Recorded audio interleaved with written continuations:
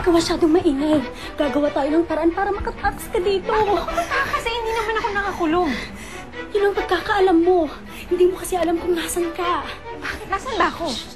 Nasa isang kasa ka. Kaya ka kinunan kagabi.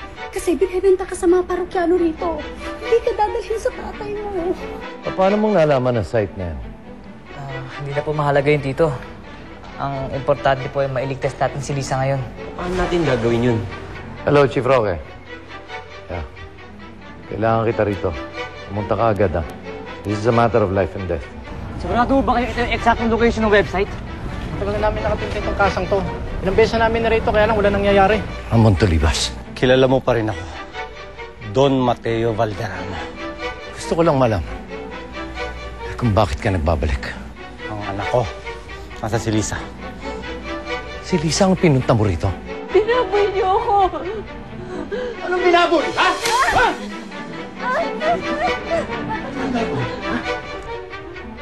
Tanggapin mo na yan talaga. Sayang sa gusto mo mangyayari sa ito eh.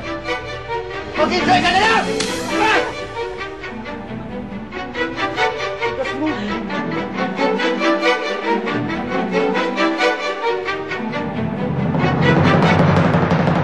Sige. Para matapos na yung problema mo, ha? Sige na. Oh, yamin mo! Hindi. Buntis po ako. Mga kasama yun si bata. Hindi ko po Alam mo, masyado kang maraming duda eh. Inumin mo na lang. Makakatulong din naman sa ito eh. Oh, inumin mo. Wala! Inumin mo. Buka! Ayaw mo? Ha? Ayaw mo? Ha? Yan! Yeah. Ito!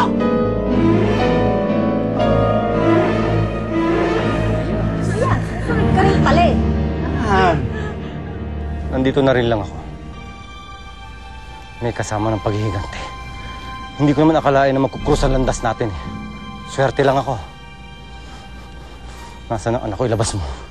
Kung ayaw mo mamatay kayong lahat dito, ilabas mo ang anak ko. Kinalulungkot ko, Roman.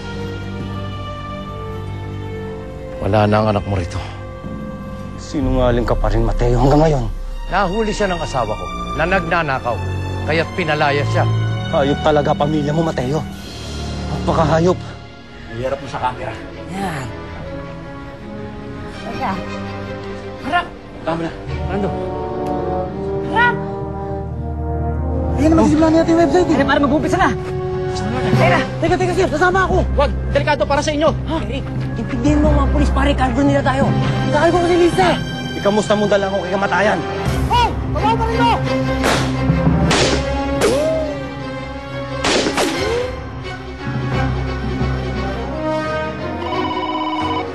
Hello, Chief. Dandan. Sa pang alas 10 na lang kayo ng show. Magsisimula nung itong unang show. Ano? May magre-raid?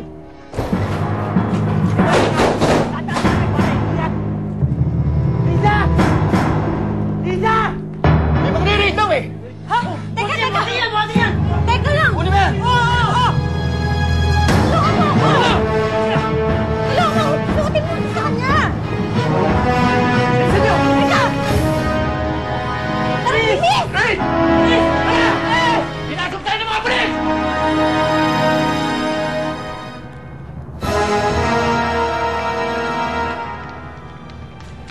Ano nangyayari dito?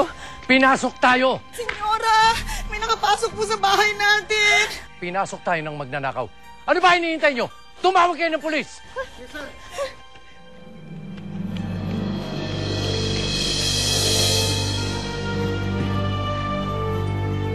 Hello? Nakapasok na siya sa loob ng bahay ko. Sino? Sinong nakapasok sa loob ng bahay? I want you here. Right now! Ngayon mismo! Mateo, sinong pumasok sa loob ng bahay? Hindi ko alam. Hindi mo alam. Sa tunog ng pananalita mo, alam mo kung sino. Sinong pumasok sa pamamahay natin? Ang ama ni Lisa. Ginagawa ng ama ni Lisa dito? Anong ginagawa niya sa pamamahay ko?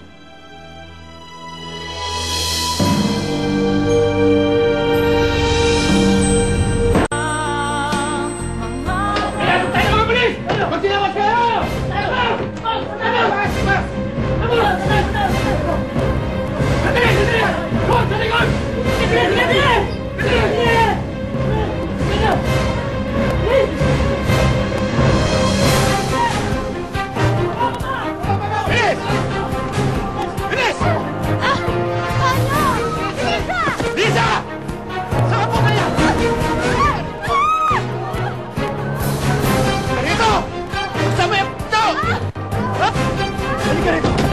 Ang takasan mo ako! Halika!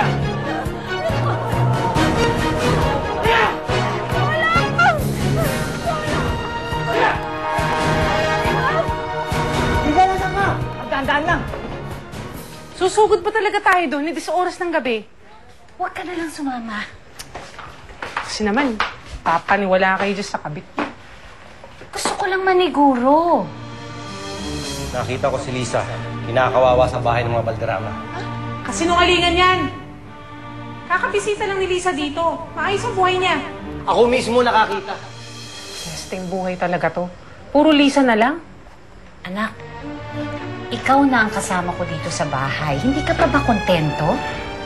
Ayun na nga, Nay. Ako nandito, hindi niyo ako pinapansin. Yung wala, hinahanap-hanap niyo. Huwag ka na lang sumama. Pwede ba naman yun? Lisa! Wala Mar, dumaan na kasi ibang pintuan eh. Bakit hindi mo na sinabi? Mari, akala ko may backup. Wala sila rito! Ha? Walang tulong! Walang tutulong sa'yo! Halika! Tara, tara pare! Dito yun! Lisa! Dito, halika! Siisaan mo pa ako, ha?